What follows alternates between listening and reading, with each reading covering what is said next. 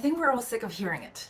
You are who you know, you gotta network in order to succeed in life. We've all done it, going to those cringy events and looking at everyone else who seems to be smoother talkers, who seem to know everyone, who have interesting things to say and always laughing and charming while I'm standing there like an idiot, not sure who to approach or even worse, not sure how to get out of a boring conversation. And actually, after all that, being emotionally drained, then you realize you added a bunch of random people on LinkedIn, but you never talk again. Nothing came of the networking event, so why do we network? That's how I felt at the beginning of my career, but since then, I've worked in finance, worked in consulting, worked in tech, and after receiving all those coffee requests as well as sending them out, after going through different types of networking events and also just building networks in life, I realized the valuable networks that you do build are not cringy at all. So let's talk about what kind of networks are valuable, how do you actually do them in 3 steps. So let's get to it. The first one is don't go up, go across. What I mean is that if you're not comfortable, if you find networking cringy, you don't have to go up to the CEO of your company. You don't have to talk to millionaires all the time. You can just network with your peers, because building human relationships is a long-term thing. You don't always have to gain something right away. So if there's nothing you can offer in terms of value, as everyone say, you've got to always deliver value. If you feel like you don't have anything to say to the CEO of your company, then it's okay. Just talk to your peers, because eventually you will all be at the top of your industry. And knowing these peers and having more in common with them is a lot more valuable than trying to make something up for someone who is 10 years ahead of you. Of course, this doesn't mean that you shouldn't seek mentorship or you shouldn't talk to millionaires if that's what you really want to do. But if you feel cringy and you feel uncomfortable and if you feel like you don't want to, but you're forced to do it, then why start there? Why not start with your peers? And even thinking from a short-term gain perspective, there's a lot that your peers from different departments, from different parts of life can help you with. And this brings me to the second step, which is to know that not every connection is created equal. There are people, and then there are people connectors. And if you find networking really exhausting, really difficult, then it's easier to just identify and connect with someone who is a people connector, and they can do the hard part for you. People connector are people who want to connect others. Their value to their network is that they bring different types of people together. They're the ones who always drop names and tell you about this cool friend and that cool friend and what they're all doing. I have to credit the people connectors in my life for a huge chunk of my network. And if you do have people connecting in your life, then reach out to them, see how they're doing. You don't even need to ask that much. They will be telling you what is the latest, most exciting thing that's happening in their life and all the cool people that have made that happen. Now, the only thing with people connector is that you gotta give them something to describe you to others. Remember that the value of these connectors is that they are able to bring people together. So they need some sort of data to know who to introduce to whom. So you need to give them reasons why they should talk you up. You should give them the little nuggets that they can use to describe who you are and why people might want to connect with you. Which brings me to step number 3, which is know why people should talk about you. Because even though I made fun of the value that we all have to deliver, in the end it's true, right? We connect with others for some sort of reason.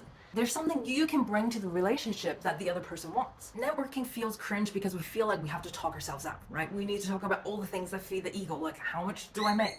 Where am I on the corporate ladder? Who do I know? But instead, I think it's helpful to come back to why humans connect with each other, right? It's because we all belong to the same group of some sort.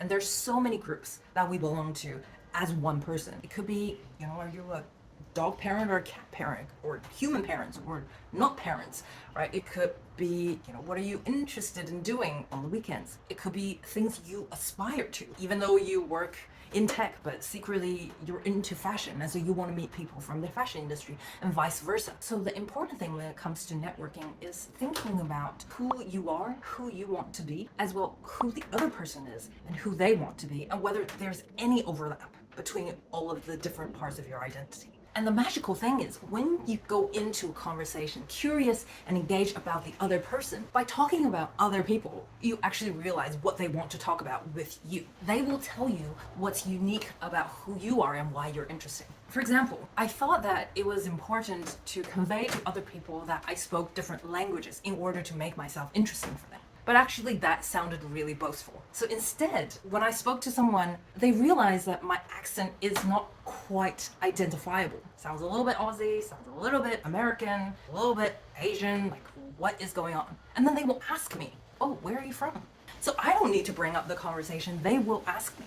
And once they know my story, then they'll tell their friends who are from there, who want to go there, who are in some sort of way related to these things, and say, hey, talk to Vicky. You know, she's lived in France and learned French, or talk to Vicky. She was surfing in Sydney. So you don't have to force yourself to give all the information about yourself. But when you are presented the opportunity, you want to share enough information so other people can then match you to the needs of others in their network. When you do this enough times, you will realize who you are and what you resonate with, who you want to connect with, where your interests lie. So keep track of what other people are noticing about you and find a way to share those information when the opportunity presents itself. Now, if you feel like, okay, I haven't had enough of these conversations, I don't know why people find me interesting, I don't find myself very interesting, then there are 3 things you can do.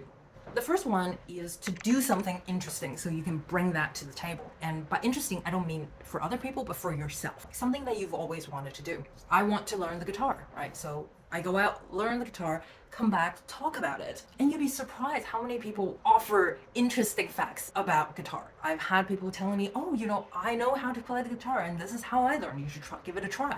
I've had people tell me, X is also learning guitar. You guys should go together to take a lesson. Or it's, oh, Y is really good at guitar and she has all of these textbooks she's been telling people. I'll connect you with her. Then number 2 is becoming a people connector yourself. If you feel like, okay, there is nothing I can bring to the table, then start connecting people in your network. You don't even need to find new people. It's just when your friends are chatting about something, see if there is anyone else in your network that's helpful to them in some way. And just say, oh, I know X who's also doing this. You want to connect with them?